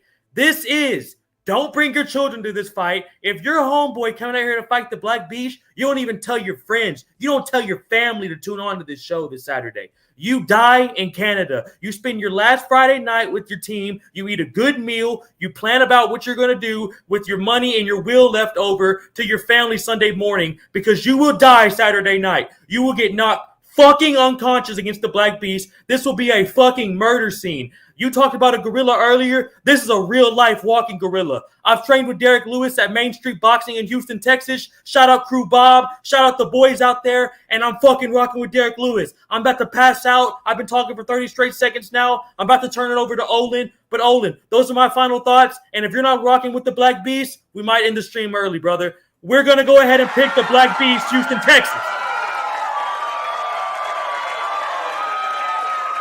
My fucking guy. That's how Love we're coming. that intensity. That's how we're coming tonight, folks. Let's go. Let's go with the That's how we're intensity, Sterling. Let's go. Oh, I fucking love that. That's who it is, baby. I love that. I'm not even going to add a whole lot to that, folks. I mean, look. I mean, this is just a nasty fight, obviously. It's a heavyweight fight, so anything can happen. As we like to say here, everybody has a puncher's chance. But if there's one man that's got a little bit more than a puncher's chance, it's a man that's known the Black Beast. It's a man that after he beats you, he's going to beat up that octagon with his dick. We've seen it happen before, folks, right? He went out there and said, where's Ronda Rousey's fine at, right? And look, right? He said that right after he beat her husband. Travis Brown's ass. And then went, like, where's Ronda Rousey's fine ass at? Bro, just nasty work in and out of the cage. And look, I'm not ashamed to say it, man. I'm going for the guy. I really want to see him get back in there. He was bad-mouthing my boy DC a little bit today. Didn't love that. That was crazy. I don't know if that's for real or if he's kind of didn't love playing. that. Called him a piece of shit. I mean, DC got a call from Helwani on the Helwani Show live today, and basically told him that the only conversation they've really had that he could think would lead to that was him telling Black Beast that he thought he should retire after that handful of losses for this last win. Oh, that's 100% it. That's 100%. That's 100% it, right? And DC retired on 2 losses, so like he was trying to tell him like, hey, don't take any more damage, bro. Like you've already done your part. But nobody wants to be told by a homie like you should quit. You're not good anymore. So Brandon Shaw of Joe Rogan. I think you'd be surprised. I think you'd be surprised. So, look, I'm not a fan of that little spill he did against DC, but I'm still rooting for the boy. Give me Derek the Black Beast fucking Lewis. Or, I mean, we should really say Derek the fucking dog Lewis up in this bitch against Jonathan Denise. I think he gets it done by knockout. And if you look at Vegas odds, look, it's not a big point spread here. You got plus 150. For Derek Lewis. If you do bet on this one, I would say bet low because Jonathan Denise does have paths to victory here. He is a very strong outing for Derek Lewis. And I mean, he's someone that I would like to say can get it done anywhere it goes, but that's simply not true. He's not a submission threat. He's never submitted someone in his professional career. He is somebody, however, that gets finishes, right? You can expect this to be a slang and bang kind of fight, a slobber knocker of a fight, right? This guy has, how many wins does he have? 8 wins, and 7 of them are by knockout. So, it's a scrap. Just to put it into perspective, dude likes to go out there and get it done. And he doesn't know what it feels like to lose. So my question would be, what happens when he gets punched in the face, right? Mike Tyson said it best. Everyone's got a plan until you get punched in the face. And sure, he's been punched before, but he's never been losing a fight before. And Derek Lewis has the ability to do that to you. So I'm excited for this one. Probably going to avoid it from a betting standpoint. If I do, I'll sprinkle lightly on Derek Lewis for sure. And with that being said, folks, it's time for the fucking co-main event. It's time for a women's flyweight bout between Erin Blanchfield and Rose Namajunas. Doug Rose. Oh my God. Oh my God. What the fuck? What the fuck? Bro. What is happening, dog? This is insane. Bro, that's no fucking way. Folks, this is live. I promise you this is live. This is edited. God. There's no message he sent me and was like, say Thug Rose. When I say Thug Rose, just like power bar. None of this is happening. This is insane right now. But keep going, bro. That's fucking absolutely amazing. That man scored up a shot. I hear it. I hear it. Getting ready. A little ASMR action, bro. Come on. That was nice. We're talking about a Thug Rose here. So with that being said, this fight is, the Jive Turkey himself, he's not here. So I'll say what he likes to say. His usual line. This fight has implications written all over it. So cheers to you, Nano. I hope Spain is fucking fantastic. I hope you see Ilya Taporia there since, we have a knack for running into fighters randomly. That's insane that you ran into Dean Thomas in London like that, brother. I cannot believe that happened to you. And I more can't believe that y'all went on shit and did shit together. That's insane, bro. Bro, started following me. Like, shout out Dean Thomas. And fun fact, if you ask me who my favorite fighters of all time are, I would tell you first favorite fighter that I like really was attached to was Rashad Evans. And current favorite fighter is Dustin Poirier. So those are my two. Solid. Dean Thomas, the movie he was in, was with Rashad Evans and Yves Edwards. Thug Jitsu, shout out. Thug Jitsu, baby. Thug Jitsu.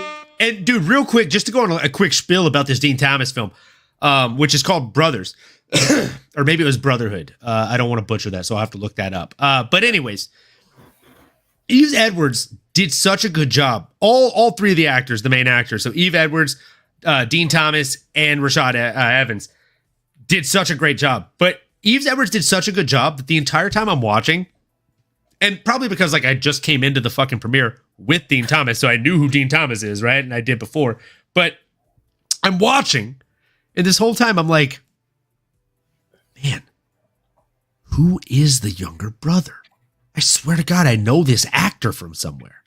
And I kept like questioning, like, what movie have I seen him in? What movie have I seen him in? And the credits roll, and I see Yves Edwards, and I'm like, I've seen him in the fucking Cage. bro, first time. Which is probably the best compliment you can give for someone who's transitioning into acting. Bro, when I first saw Yves Edwards, I trained at this gym in Heritage Muay Thai that he trains at, or he fucking basically owns. Bro, when I first saw him, I was in the same type of way, like just kind of just like taken back, like holy fucking shit, like that's fucking Yves Edwards. And bro, like you said, I didn't even know how to approach it. I did the most basic, bro, huge fan, nice to meet you, I love watching your fights. And he could tell you've heard that thousands of times. He was just like, appreciate you, man, thank you. And it was just like, yeah, man, no, thank you. And I just fucking peeled off. So the fact you held it together, meeting Dean Thomas like that, bro, and the fact that you're in the movie theaters thinking, where the fuck have I seen this guy? And then it hits you. Like, oh yeah, UFC legend, Yves Edwards? Yeah, who beat the fuck out of Josh Thompson? Or Josh Thompson beat him, I'm sorry. Yeah, that motherfucker, legend. Title champ. Fun fact, pulling it all back together, full circle. First fighter I ever met in person was Josh Thompson at a Red Robin in San Jose. Bro, you're freaking me the fuck out right now. What are the odds I even bring up Josh Thompson's name? I swear to you, I posted a picture on my personal Instagram. I'll send you a screenshot after this. Where was it? It was in San Jose at not the Great Mall one. It was at the East Ridge Mall, Red Robin in San Jose, California. Just eating or what? Yeah, he was at the bar eating, and I wasn't even the server, so I was in the back grabbing a fry refill for my table.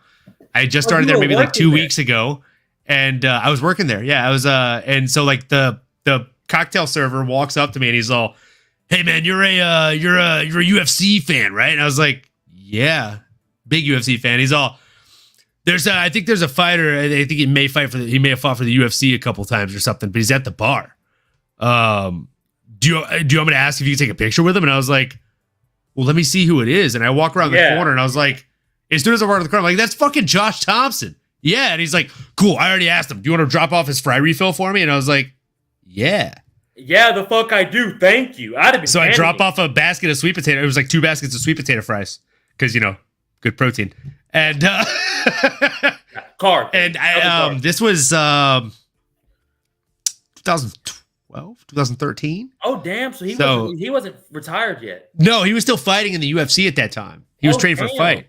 And this was probably a month before I started training at AKA. Because I didn't realize how close it was. Yeah. And then so like I took a picture with him and he's all, "Where do you train?" And I was like, I don't train.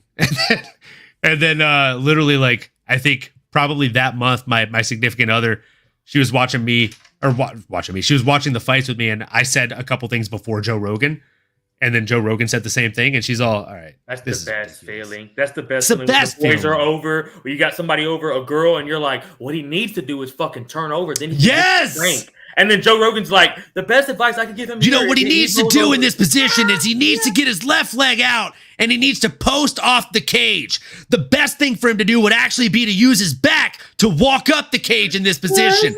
That would get him back to his feet without using a ton of energy here. And you're like, I'm Javier Mendez. I am that guy. Fucking basically. I know we're getting way off here from UFC Edmonton. I'm going to bring it back into us a little bit here, bro. We're going to reel it back in a minute. Yeah. Sorry, folks. If you're watching, you're welcome. This is extra content. But, bro, when you met him, what was he like? Was he cool? Was he chill? Like, he was super nice. He was just a very, very chill guy. Like he asked me if I was training anywhere. I told him I wasn't. And he asked me like how I got into the sport. I told him I've watched it like since I grew up in Louisiana. Like when I was doing bridge construction. It wasn't big in 2012 at all. No. And literally, like, I was watching every pay-per-view then. I mean, I was watching all the regular fight nights then. Like the ones on Facebook and Spike and like all that shit. Bro, how about them days, bro? When it was on Fox, Kenny Florian's on there, Michael Bisping's on there. Oh my God, Michael Bisping and Colby Covington get into it after he cuts that promo in Brazil. Bro, the first time I ever went to a UFC fight card and sat cage side, it was because my significant other, shout out. You said cage side? Yeah, so the first. Yeah, so I've done it a couple times now because it's like I'll save up for that shit. Like I've never been, bro. Everyone does it. All my homies at the gym, everyone does this to me. They get furious. They're like, brother, I'm not getting mad at you. I'm just saying, like, we got to make it happen, brother. We got to make it happen, man. No, we got to go to an event together in 2025. That's happening. I'm down. So look, dude, my first cage side event was a Christmas gift. Oh my God. To me from my significant other. Shout out to the significant other, brother. The Christmas bells were jingling, man. I bet Christmas was Christmas that day. Christmas. I mean, I believed in Santa Claus again. If there are any children viewers, maybe plug the ears.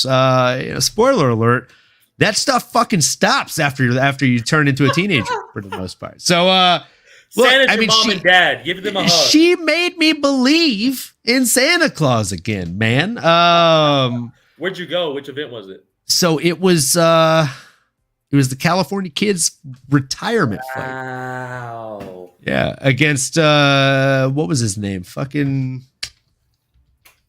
It wasn't his actual retirement fight because he ended up coming back a couple years later. Yan? You talking about Peter? No, it wasn't Peter Yan. It wasn't Peter Yan. But you know who else was on that card? Was Mickey Gall versus Super Sage Northcutt. Oh, and the Karate Hottie versus Paige Van Zandt. Oh my God, bro. So we're talking about a throwback card. Let me actually, let me look up the card because this is going to be a real good throwback for you. Card, bro. Yeah, it was UFC on Fox. Van Zandt versus Watterson was the main event. So you ready for this? Okay. So we have. I'm going to skip some of these fights and we'll go through the ones that I think will make sense because these are crazy fights considering this fight card happened 12 years December 17th, 2016. So this was my first time sitting cage side. We had Irene Aldana versus Leslie Smith.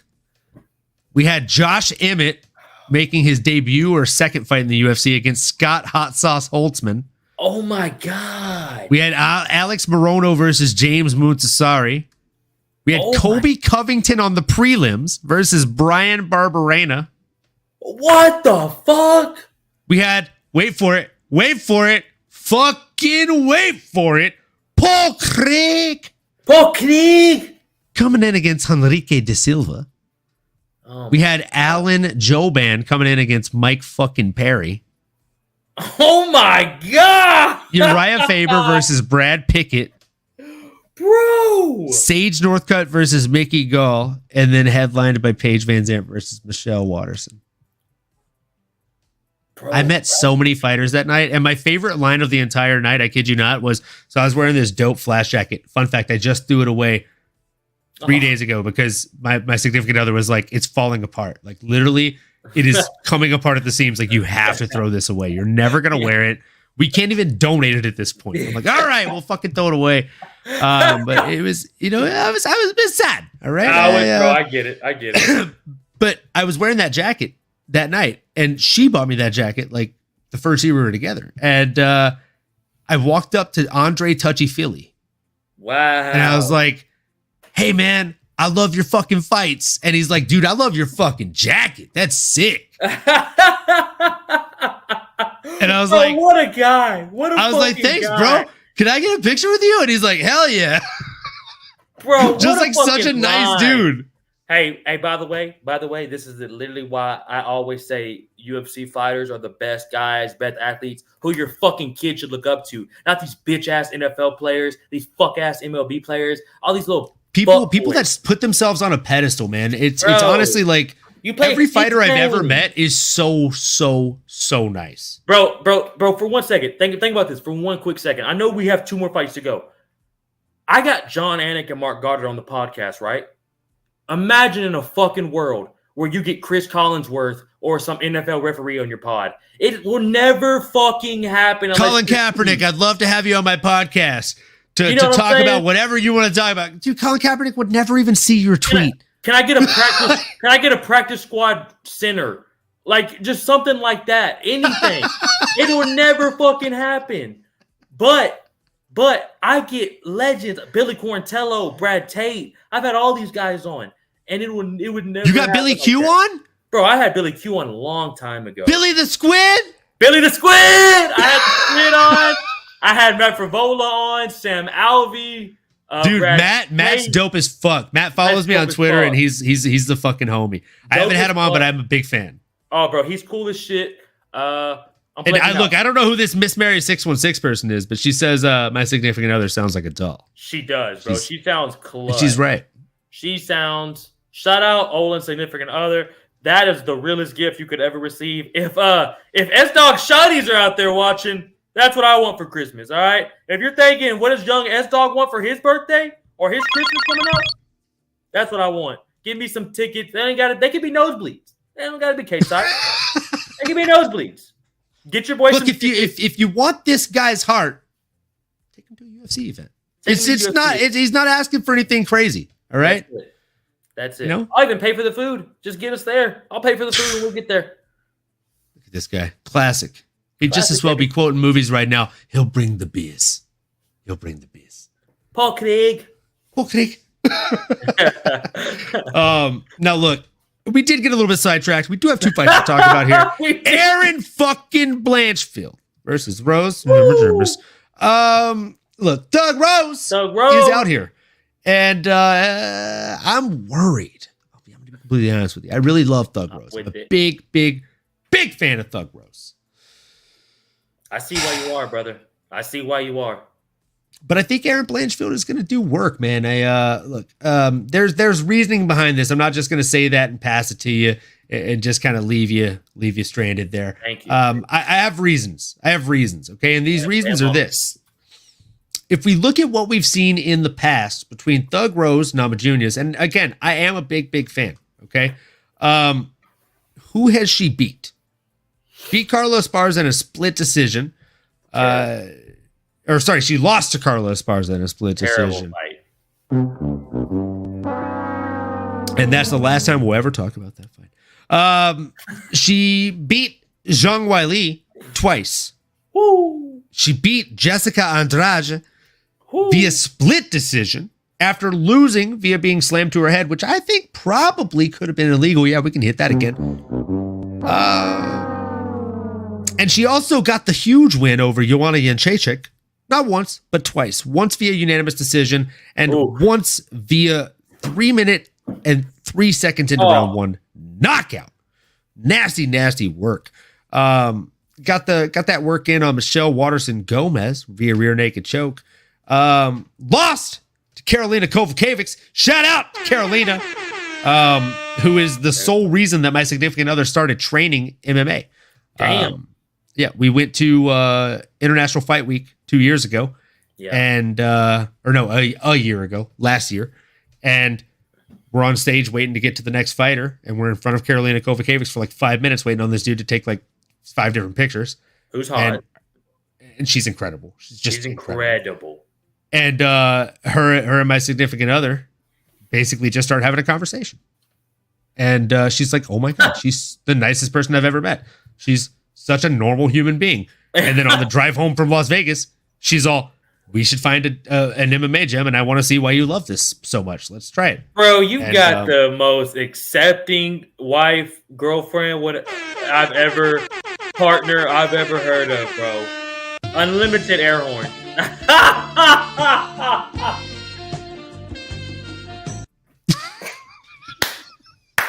That's it, folks. That's the show. We appreciate y'all more than y'all know. Thank y'all for coming out. Shout out Nano. Well, we'll be back next week. I appreciate y'all for being here. I'm never going to dance again. Guilty feet have got no rhythm. And honestly, there's nowhere else to go from there. That's the way to end it.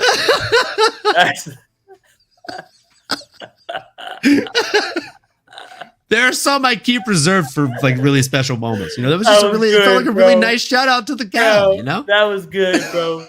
That was good, bro.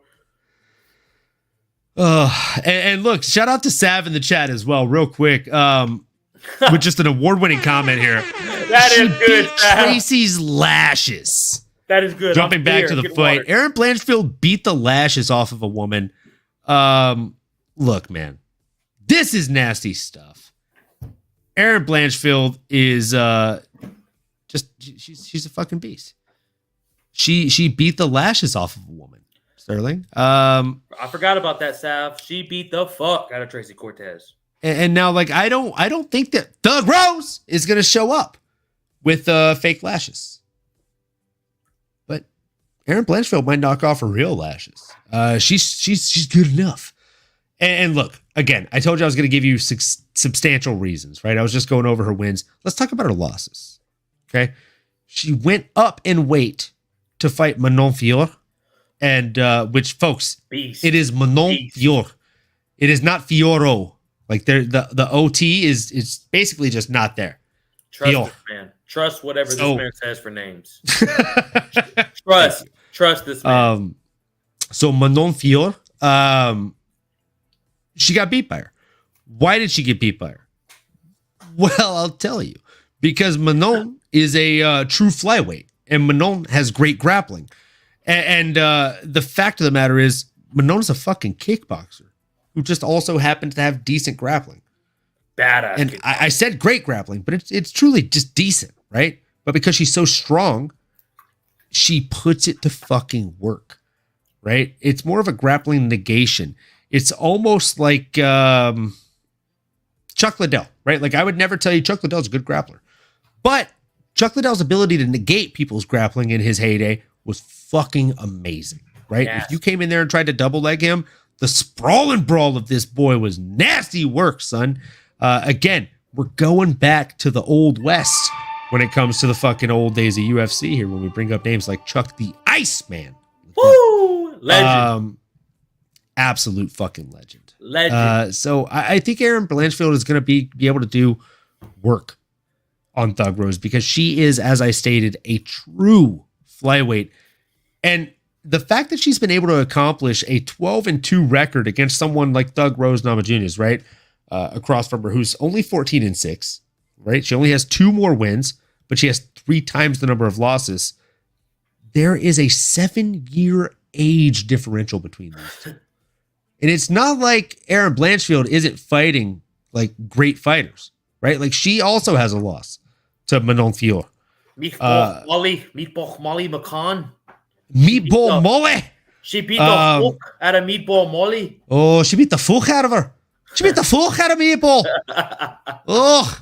With Potty in the corner. She beat her arse, I reckon.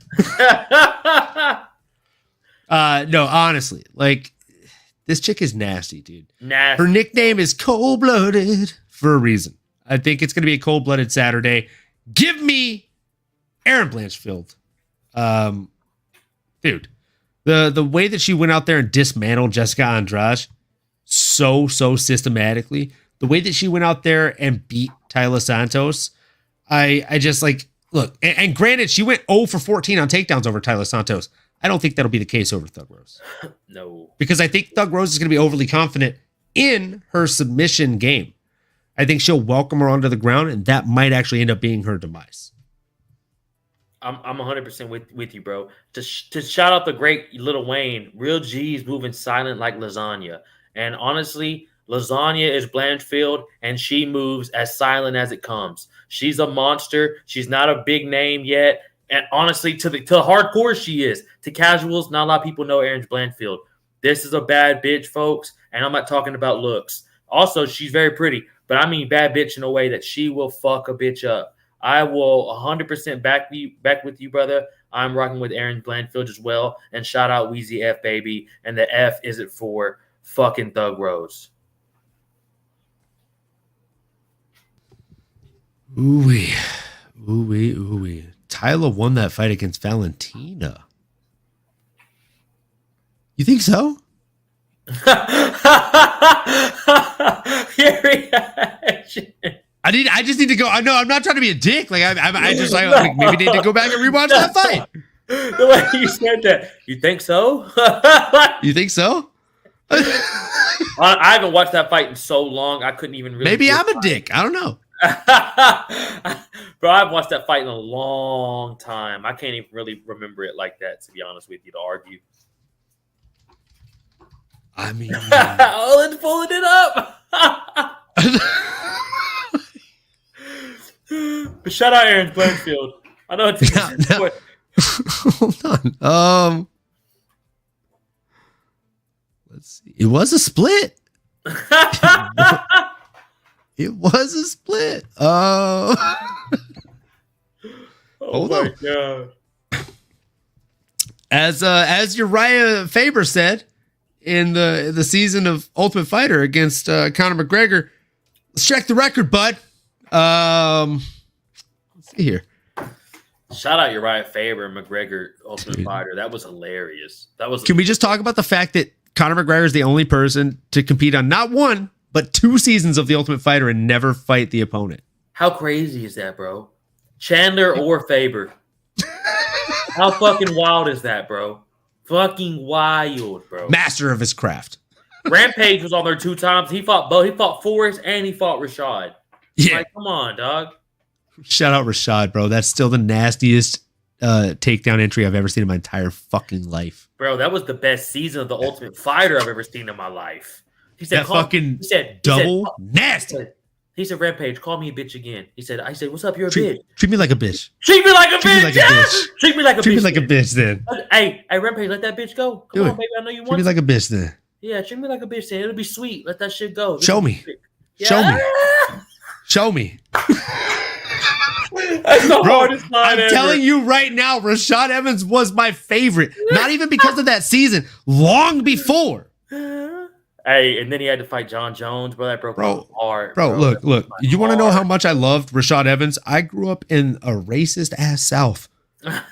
And I picked Rashad over fucking Chuck Liddell. Oh my God. Yeah, I bet people were pissed. Because back then, Chuck was God. Everyone was literally looking at me like, what the fuck? People were looking at my dad like, is your child on drugs? Bro, I know. Which at that point, I definitely wasn't. That's like picking Aldo over Connor during that fight. That's like being like, I'm gonna go with Aldo here, and everyone would have been like, the fuck? Just in that time point. I will tell you, I also picked TJ Dillashaw over Hayden Burrell. Ooh, the first fight. Oh, that was a great fight, bro.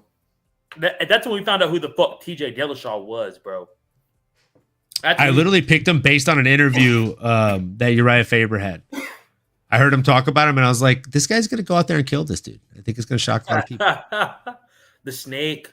You fucking snake in the grass. The fucking snake in the grass. Yeah.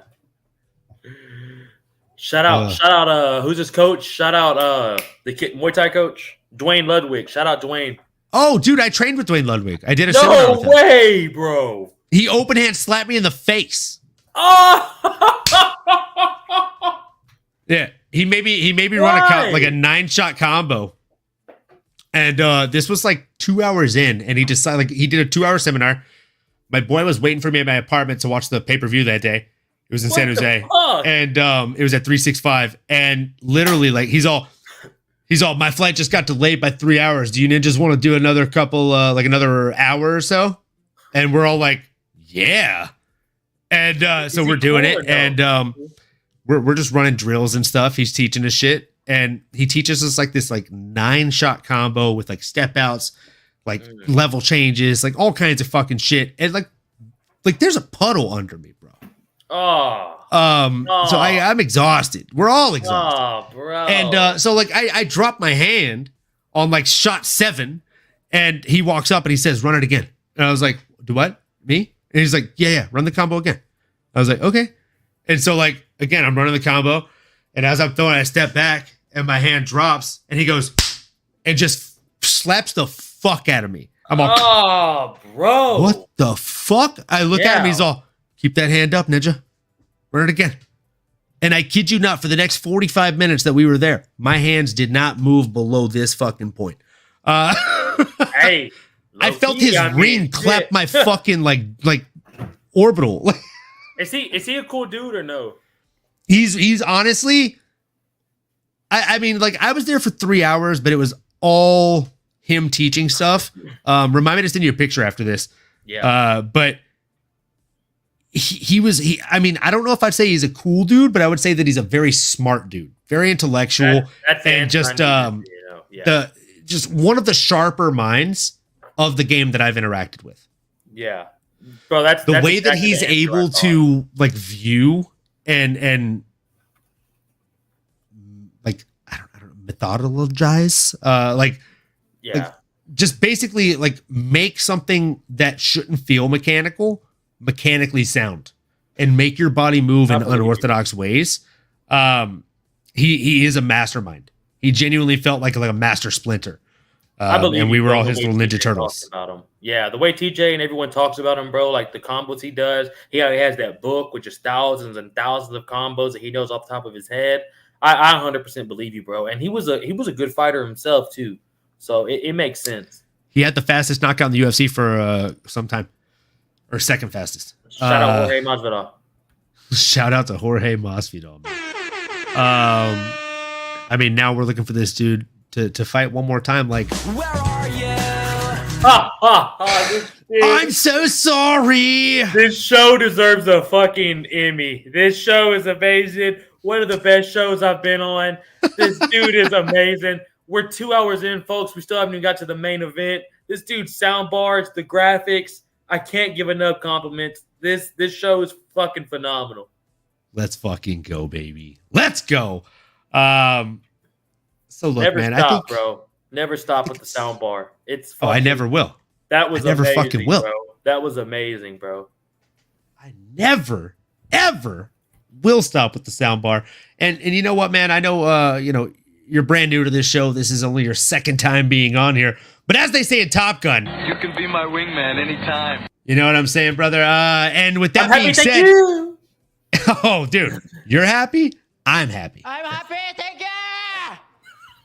So with that being said, it is time for the main event, folks. We have Brandon Moreno coming in here against Amir Albazi. Oh, man. I like Amir Albazi here, right? He's 17-1. He's an absolute beast. I should statistically bet on Amir Albazi. Go ahead. I mean, if Nato was sitting in the passenger seat, he'd be looking at me like, come on, don't be crazy. But instead, I don't have my guy to walk me off the ledge. Instead, I feel like you'd probably say something along the lines of, so we're probably going to have to go with Brandon Moreno here for my pick. But I'll explain it here in just a minute. I'm going to let S-Dog take the lead here. Brother, tell us how you feel.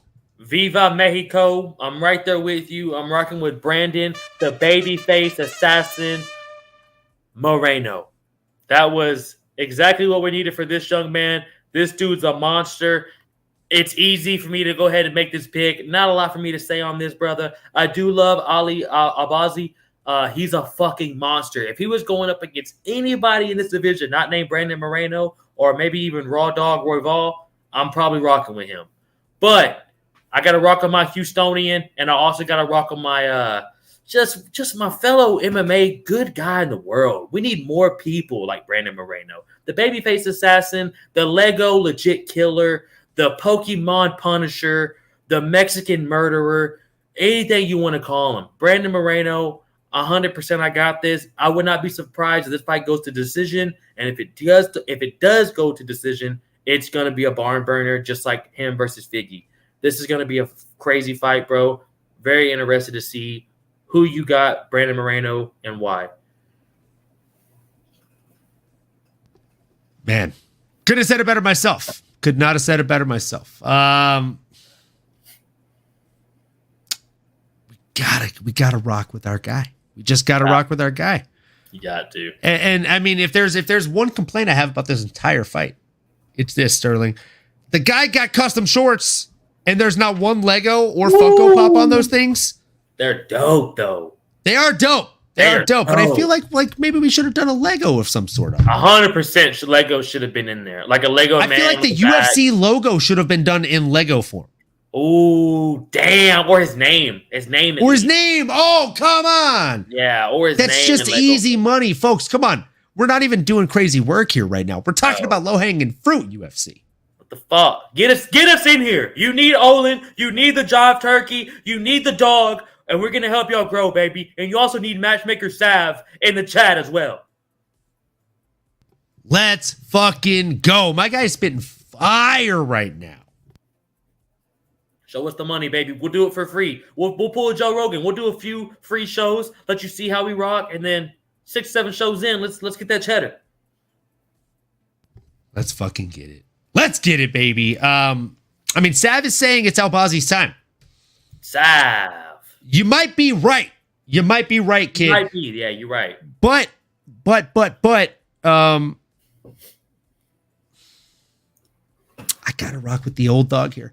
I gotta go with Brandon Moreno. And it's crazy to call him the old dog because of, we're calling him the old dog because of how much he's done. But as I take my final shot of this show, we cheers to all of you folks for being here first and foremost. I'm going to hit you with some fucking knowledge, folks. Oh, shit. Here we go. The old dog of the UFC, and I do fucking mean the old dog, Brandon Moreno. A man who has made it through the Ultimate Fighter, made it into the UFC, been cut from the UFC, fought through the fucking trenches to make his way back into the good graces of the UFC, only to find his way at the top of the top, the cream of the crop, brother, as Macho Man Randy Savage would say. He made it happen, right? He snapped into a Slim Jim, and he won that fucking belt. And, he's done all of these incredible things. The man is 21-8. Not only does he have 4 more wins than his opponent, but he has 7 more losses than him and 2 more draws than him. And I know what you're thinking. Olin, MMAnomaly, 7 more losses isn't a good thing, but let me tell you where you're fucking wrong, brother. Hit him. Because when you train, if you train at the right gym, if you train at a good gym, nope, I'm going to correct that. If you train at a fucking great gym, they will teach you above all else one thing. There is no such thing as losing in mixed martial arts. There is winning and there is learning. 8 losses, that's a lot of fucking learning, kid. And this man has more than 20 fucking wins, so he knows how to do that. And he has learned how to do that far more efficiently across his career. So, give me Brandon Moreno all fucking day in this one. I am all in on this guy. I am bullish on this guy. And you know what? Even though Amir Albazi is just riding the fucking wave, Saf, you ain't wrong, right? You ain't wrong with him saying, with you saying that it might be Albazi's time. Even Vegas knows what the fuck is up today. They got our guy Brandon Moreno stacked as the fucking favorite, just like he's been stacking those Legos, kid. Give me that guy Brandon Moreno, all right? And I think that might need to be your next hand sewn doll, or they're crocheted, they're knitted. Oh, Put them in the chat, Sav. If you don't have a website, put your Instagram at, so that way people can give you a follow. She's actually working on a Tom Aspinall, so that way Ariel Helwani can put it on his desk for the show. And Derek Lewis. And Derek Lewis. We love Derek Lewis here. But no, I love Brandon, and I wanted to win for a myriad of reasons. But above all else, I wanted to win so he can buy more Legos and Funko Pops for himself. It's his favorite thing to do. So We all need them. we all need them. I actually have a shit ton of Legos. Bro, I can 100% see you having a shit ton of Legos. I'm not surprised at all. I have so many Legos. Right here outside of the camera. Again, shout out to my fiance. As a gift, she got me the Batman 90s animated series. They did like the backdrop of Gotham in Lego form. Bro, who's your fiance? Oh my god. Bro, she's the best. She's the best. Insane, bro. Sounds like a doll. Yeah, put the guilty feet on We'll Never Dance Again on right now, brother. That is amazing. But anyway, back to the Gotham setup. It's sick. If you ever watch the Batman 90s animated series, honestly, one of the best comic book animated series of all time. And I know you folks know I'm a big Captain America fan, right? Hey, it's all the skin. Oh my god, this man's dedicated. I mean, come on. A shield in the back. My man But I gotta say, look at this shield. But I gotta say, you know, I'm not one of those guys that is, universist, right? Because I'm also a big Superman fan. Oh my god! Oh my god! Owen, get this man. Yes. Yes. That was the perfect theme song for that. That was the perfect sound mic. Yeah, Bro, I'm a big nerd. I've been reading comics since I was like 5, bro. You're a real one, brother. No, you're full dedicated. I love the fucking dedication right there. Fucking love that, bro. Hey, baby. Love that. Join Fighting Nerds, me? I mean, I've already got me? I already have the glasses. I just need the tape. I just need the tape. I might actually switch to the black frame glasses for reasons, you know? Halloween is tomorrow. Halloween is tomorrow. I'm going to be repping that shield right there. Definitely going to be repping that shield tomorrow. Going to be Captain America. Babyface Olin, you know? I didn't just do it because the baby assassin was fighting this Saturday. Also did it because Captain America doesn't have a mustachio or a beard, so neither do I. Since that's what the nephew wants me to be, well, he's also being Captain America. I couldn't be happier. What an uncle. I couldn't be happier, man. I mean, dude, he was telling me the Hulk was his favorite for the last 8 months, which I mean, I'm not mad because at least he loves comic book stuff. But now he says Captain America's his favorite. I mean, give me an excuse. Come on, kid. Brother, who needs to be his favorite is Marvel Jesus. Oh, you know who I'm talking about. Deadpool, baby. Oh, brother. That's who needs to be his favorite. Marvel Jesus. Boy, do I have a story for you. So I went to San Diego Comic-Con this year. This is the last story, and then we're wrapping this fucking episode. People alive are like, what the fuck? Like, what the fuck is going on? The fight card's been over. And also, shout out to Sav real quick. Says she's going to be Barnacle Boy again. Damn! Shout out Barnacle Boy, dog. Mermaid Man and Barnacle Boy. That's OG shit. That is fucking OG. So check it out. All right, so go to San Diego Comic-Con. Let me just set the mood here, right? We're at the Comic-Con. I'm dressed up in full Wolverine getup. No joke. I am Wolverined out. Okay. Yeah. You can go to MMAnomaly Twitter and find the video I'm about to talk about. Because the professional boxer that fought on KSI's card will not post it. Oh, damn. Even though we got a professional videographer to record the video. So I'm standing in line with my significant other at San Diego Comic-Con. I am dressed head to toe in Wolverine, and as you see, I commit. So I have this part shaved. I grew all this out. Yeah. I let my hair grow out a little bit. I spiked it up on the sides. I've got the claws in, and we're good. And I'm like, let's fucking go, bub. Like, I'm ready, bro. I'm in character. I'm fucking locked in, kid. Logan's dead. Yeah, it's you. So it's me, baby. So we're in line. This dude walks up and he walks up with a cameraman and a set of boxing gloves. And I'm like, what the fuck is happening right now? I'm like, I'm thinking like, did she set this up? Like, did my significant other do this? What's happening? Yeah. Am I getting punked? So no, this dude walks up and he's like, hey, would you like to put on these boxing gloves and try and hit me in the face for 30 seconds? And I look at him and I'm like, I think you got the wrong guy. And he's like, oh, you're not down? And I'm like, no. Brother. Sir, brother, I'm extremely fucking down. Okay. I just want to make sure that you are down because I've trained for like some years in MMA. And dude arrogantly is like, MMA, do you have any pro fights? And I was like, after hearing the way he responded, I literally was like, let's do this. No, I don't. Fought in one smoker, no pro fights. And he's all, perfect. I've had over 70. I think he said he had like 84 amateur fights. I bet. And that he's 2-0 pro. And I'm like, okay. I bet. And he's all, so you're down? I was like, absolutely. Put on the gloves.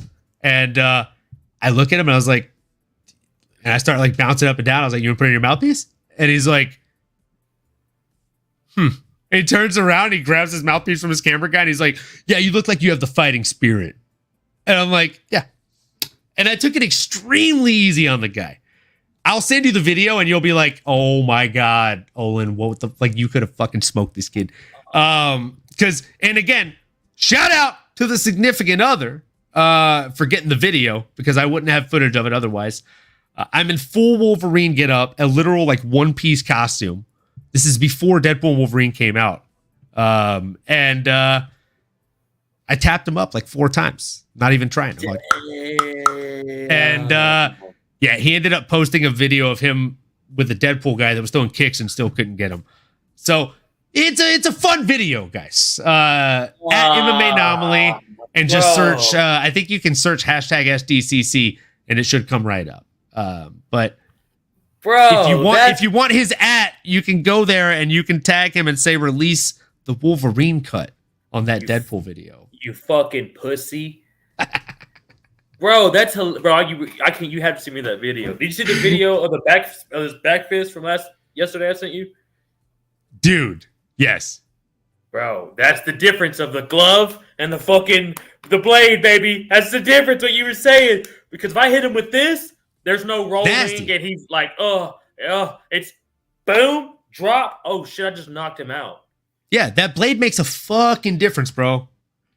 That blade makes a difference. And I kid you not, like after this happened, like the family in front of us in line was like the entire time for the next like 2 hours we were in line. They're like, dude, why didn't you hit this? Like, why didn't you tag that guy? You could have really rocked that guy. And I was like, well, hey, we're on fucking concrete. And so like, if I rock him, he's like face planting on concrete. I don't want to do that. Like, I don't want that on my conscience. Okay. Yeah. So I didn't really want to do that, man. But again, you can see it. I touch him 4 times. One of them is very evident, and I bait him into a little like I think it's like a cheeky little like right hook. Yeah, it's funny. It's funny. He only acknowledges like one of them, which is hilarious. But if you watch, you'll see. I touch him. MMA's real fighting, folks. That's real fighting. Brother, part of mixing the martial arts is mixing boxing into that bitch, brother. Yeah, it's real fighting, folks. There's no referee stopping you when you get in a clinch. You get into a clinch, you might die. So don't forget that. Clinch game is disgusting. Put your kids in MMA, not boxing. I get that question tons at the gym. Tons. MMA, dude, not boxing.